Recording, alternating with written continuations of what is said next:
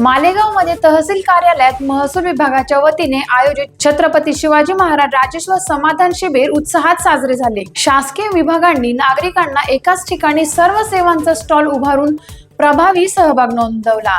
कृषी, महावितरण, महिला व बाल कल्याण, आरोग्य, वन विभाग, नगरपंचायत, पंचायत समिती तसेच आपले सरकार सेवा केंद्राद्वारे विविध योजनांची माहिती देण्यात आली।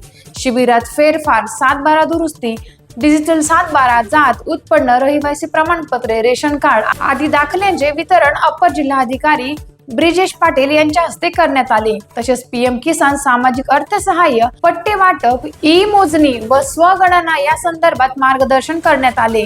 तहसीलदार दीपक मुंडे यांच्यासह अनेक अधिकारी उपस्थित होते। मोठ्या संख्येने महिला व नागरिकांनी सहभाग घेत विविध योजनांचा लाभ घेतला। टाइम्स ऑफ महाराष्ट्र न्यूज साठी वाशिम जिल्हा प्रतिनिधी सारनाथ अवचट यांचा रिपोर्ट।